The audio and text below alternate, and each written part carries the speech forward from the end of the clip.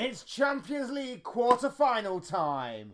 Hey guys, welcome back to the channel. Welcome to another video. Today's video is going to centre around the Champions League quarter-final first leg ties that we have coming up this week. The Champions League quarter-final stage kicks off with 4 extremely exciting and mouth-watering games for us to sink our teeth into and to feast our eyes upon. And of course, this is going to be the video where we're going to be talking about the games, analysing them, and of course trying to predict who will make it into the semi-finals of this season's competition. Before we get into all of that though, I would like to remind you all and encourage you all to please like the video and also subscribe if you're new. Both things will always and forever be greatly appreciated. And of course, get involved in the comment section below. Get involved in the conversation. Would love to hear from you all on what you have to say about all of this Champions League talk.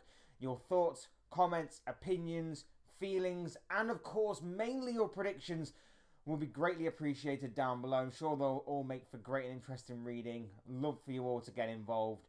And without further ado, we'll get on with the conversation ourselves, shall we? We're going to kick things off. And there's only one place to really begin, isn't there? Because Tuesday night has 2 extremely exciting games. But one of them does come from the Emirates, where Arsenal will be hosting Real Madrid in the first leg of the quarter-final. A lot is riding on this for both teams. Obviously, Real Madrid with the Champions League heritage and the history that they have, not just their club, but of course their manager and Carlo Ancelotti, of course. A lot of expectation riding on Real Madrid's name, especially when it comes to this competition. And then you've got Arsenal, who a lot of people believe this is make or break for in terms of success for their season. This is their last chance saloon this season. The league is slipping away. The Champions League is all that really remains. And it's going to be a very tough uphill battle because a lot of people are predicting that Real Madrid will make it through to the semi-final stages. And I, for one, somewhat agree. Somewhat agree. That's not to say that Arsenal don't have any chance of progressing. We all know about this competition. We all know the heritage and the history that goes with Real Madrid. It goes hand in hand between Real Madrid and this competition. We all know about that. We all know about the heritage and history of this competition with Real Madrid's manager Carlo Ancelotti as well. We all know the story and the narrative behind that. But that's not to say that this isn't a foregone conclusion. This isn't to say that this is set in stone. Real Madrid are going to make it through to the semi-final stages. Arsenal do have a chance and stranger things have happened. But let's be real and let's be honest. I feel like unless Arsenal are going to take a 2-goal lead to the Bernabeu with them in the second leg, Arsenal stand very little chance of qualifying. I think if Arsenal can take a 2-goal advantage to them, with them into the Bernabeu for the second leg, I would give them a stronger chance of qualifying than not. And even then, it will be extremely difficult to keep Real Madrid quiet for another 90 minutes, whilst also maybe having to score another goal to really put the game to bed at the very least. When you also look at the way that Arsenal have been playing recently, when you look at some of the players that they have out, when you look at their potential starting 11 as well, it doesn't get any easier. Gabriel, the latest man in Arsenal colours to be injured for the rest of the season, that's a big, big absence right there. And you're probably looking at a defence that is going to feature Jurrien Timber partnering William Saliba. Now, it's not a bad replacement to have, but of course he's no Gabriel. Ben White will probably be at right back. And left back will probably be young Miles Lewis-Skelly, of course, has really broken onto the scene this season. Having said all of that, though, when you look at who they're going to be coming up against, the likes of Vinny Jr., Kylian Mbappe, Jude Bellingham, and of course Rodrigo, it's an interesting matchup, but it's one that you probably would lean more towards Real Madrid on, them being tried and tested in this competition. Them, of course, having the heritage. Them, of course, having the history. We've previously mentioned that. Beefing up their attacking options by, of course, bringing in Kylian Mbappe last summer.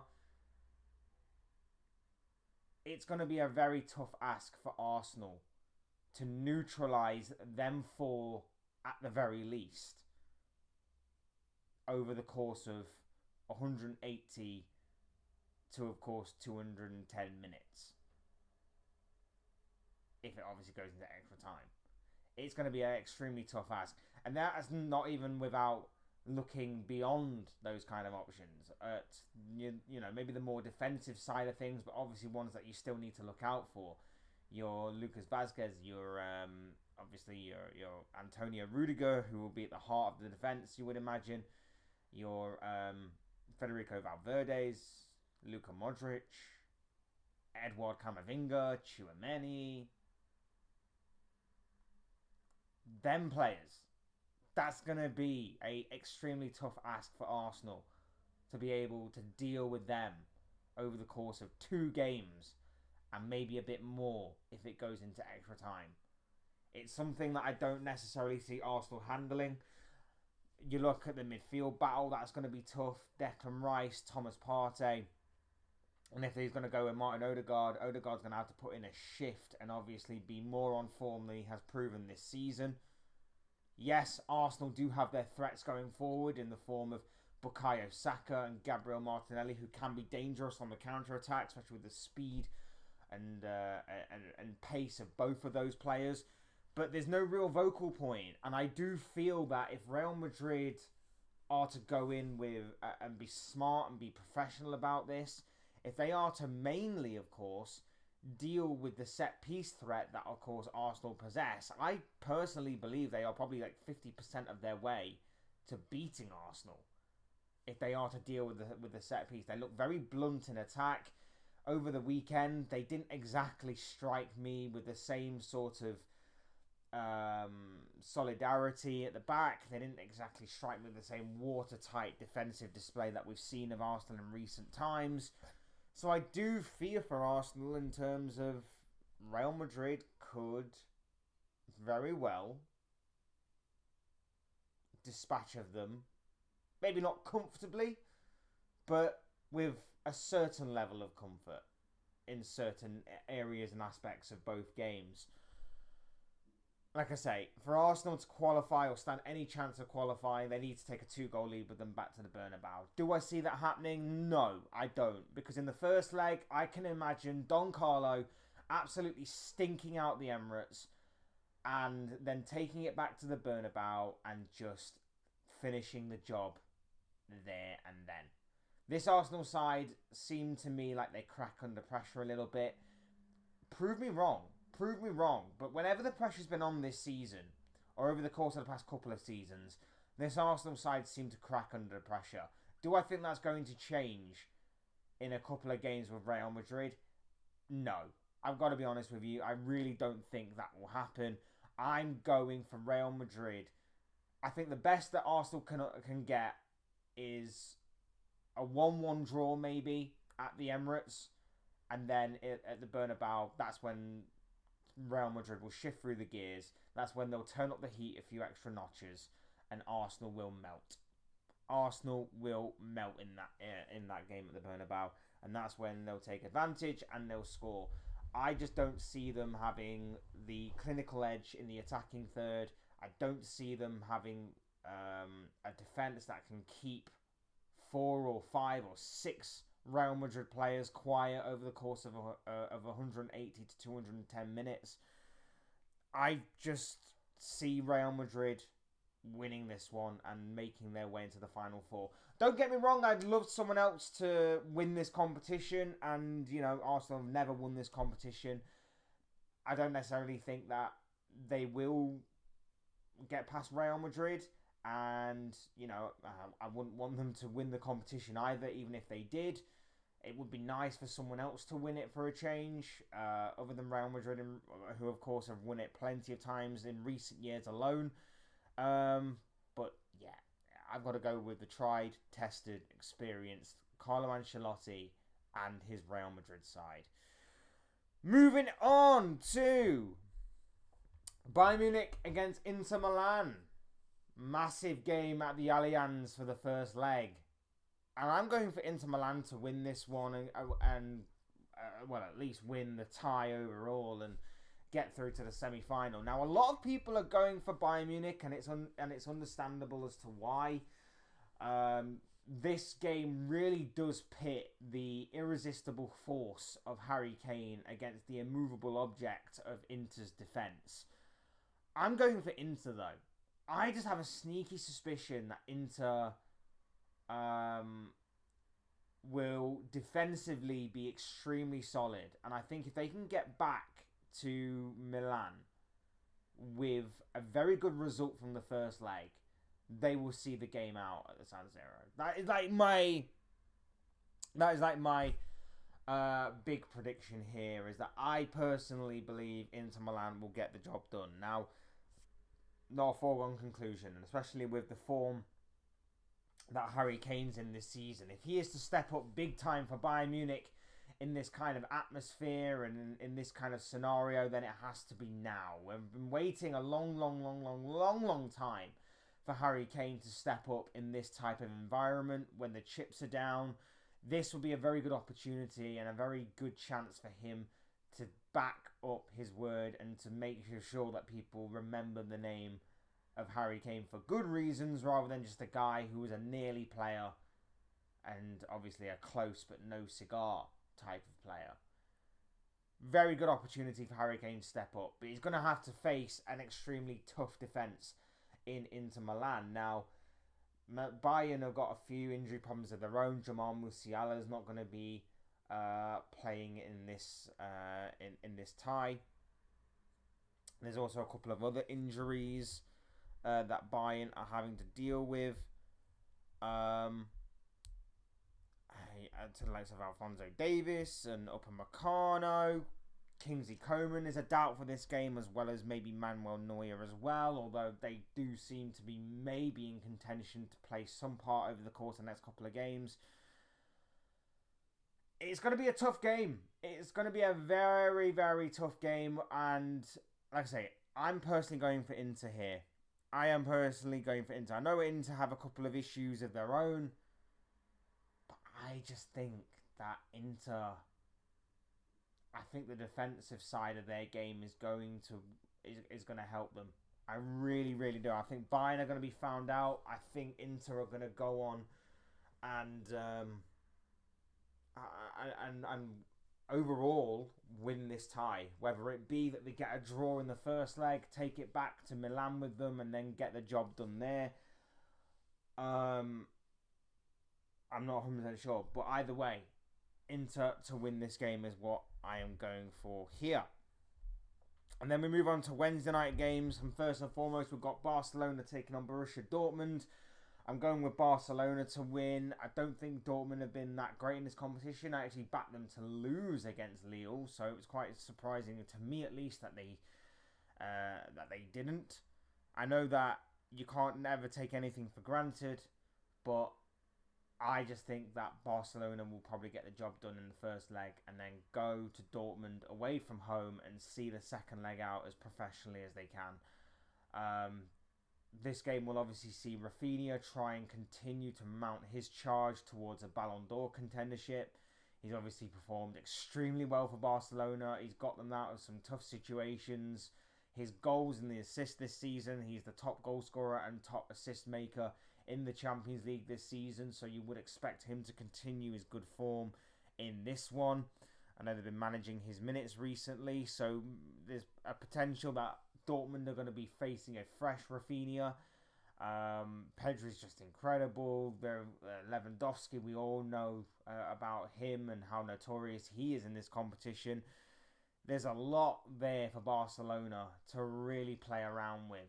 And like I said, I personally think that this game could be over within the first leg. I think if Barcelona just go for the kill straight away, they can probably go 3, maybe even 4 goals to the good, especially if their attacking form is on point, and see the game out as comfortably as you can when they go away from home to Dortmund to take them on in the second leg.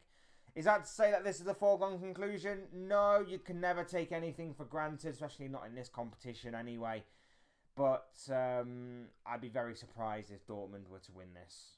I'd be very, very surprised if Dortmund were to get across the finish line and win this game. And then finally, in a game that I'm personally looking forward to, PSG taking on Aston Villa.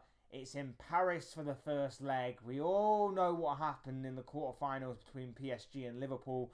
We all know that Villa defeated Club Brugge to get this far as well. I'm looking forward to this one, not just for the narrative of obviously Unai Emery going back to his old club to face them, a familiar face taking on PSG, but I'm also interested because as good as what PSG were against Liverpool, I think Aston Villa pose a very different threat and a very different type of game that could upset the French outfit here. Now, of course, the PSG side have only just gone on won the French league, as we typically expect them to, and they've done so in fairly and pretty comfortable fashion. So it's going to be interesting to see how they manage the rest of the season, especially if they are still going to be in this competition, because the intensity might not be there in the league phase because the job's already done there. So it's going to be interesting to see how Luis Enrique really continues to gather momentum for this team, how he continues to motivate them for the Champions League over the next few weeks or so. But yes, this is going to be a very interesting battle. One that, I think poses a very unique scenario here. I think you've got an Unai Emery side who have the manager to, of course, change things up and to, of course, try and throw a spanner in the works. We know how notorious he can be in European competitions. They have a squad as well, which can be difficult to beat on their day. They've made two incredible loan signings in Marcus Rashford and, of course, Marco Asensio, who will be available to play in this competition despite being on loan from his parent club of PSG. So that's going to be a very interesting scenario for Asensio to be in here. But of course, we know that he's performed very, very well since arriving at Aston Villa. Rashford the same as well. So it's going to be an interesting battle. You've got Ollie Watkins in there. You've got Yuri Tielemans, of course. Even defensively, Aston Villa are still strong in that particular area as well. Luca Digne on one side of things and Matty Cash on the other. It's going to be a very interesting battle. We know that PSG are a very well gifted technical side. We saw that in the previous game against Liverpool, that the likes of Ousmane Dembele, the likes of Kvaratskhelia as well, they're going to be ones to look out for. We obviously know that they've got a strong midfield. Their defence is solid as well. We saw that against Liverpool, that they were throwing their bodies on the line in certain situations and certain stages of the game. I'm very much looking forward to this one. I personally think this could be the tie of the round, in all honesty. I know that obviously Arsenal and Real Madrid carry the weight of the names. I know that obviously when you throw Barcelona in there, that's always going to be a big game. And I know that Bayern versus Inter is an extremely exciting game in prospect there. But I personally think this could be the tie of the round, because I think that as much as I think Barcelona are the favourites in their game, as much as I think that Real Madrid will get past Arsenal in theirs, and as much as I think it's a bit of a toss of the coin between Bayern and Inter, and I may not have exactly gone with the favourites in that one, I think this one is another toss of the coin, because if I had to stick my neck out on the line, I probably would go with PSG, considering how they played against Liverpool. But of course, no game is ever really the same. And especially when you consider that Aston Villa will pose a different threat, a tough threat, a different type of level of opposition, a different philosophy and ideology in how they play the game, it could throw a spanner in the works for Luis Enrique's side. I still think PSG will just about scrape through, but I don't think it's going to be easy. I don't think it's going to be comfortable, smooth sailing, however you want to put it. Unai Emery will want to obviously prove something against his old club. He obviously is notorious in these types of situations for getting his club far. He did it with Villarreal in this competition a fair few years ago to get them to the semi-final stages. We obviously know how notorious he is in the Europa League type of atmosphere. So this is going to be a very exciting game. One that I'm very much looking forward to. But if I had to pick a winner across both legs, even though the away leg is not exactly in their favour with it being at Villa Park, I'm going to lean slightly more towards Luis Enrique and PSG.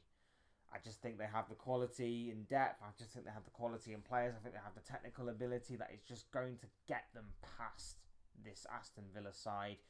A slight bit of experience as well in certain cases. I'm going with the French outfit to win. And there you have it. Those are the thoughts, comments, opinions, predictions, feelings, whatever you want to call it, of this guy. I want to know what you guys think. What do you make of this Champions League quarterfinal stage? What are your own thoughts, comments, opinions, feelings, and of course mainly predictions on how you think these games are going to go? Hit the comment section, people. Would love to hear from you all on what you have to say on all of that stuff. Otherwise, hit the like button on the way out if you enjoy the video. Subscribe if you are new or want to see more content like this. Both things will always and forever be greatly appreciated. And as always, thank you all so much for watching and listening. Thank you all for your continued or brand new support to the channel. It's very much appreciated. I can't tell you how much it means to me. So thank you all for your support. You guys are absolutely awesome. Will always be appreciated and never taken for granted. Thank you all so much. I've been Fletch. This has been another Fletch Talks video, and I'll see you and speak to you all again soon in another video or live stream or whatever it may be. Cheers, guys. Thanks everyone for watching. Take care. Enjoy the rest of your day, and I'll speak to you again very, very soon.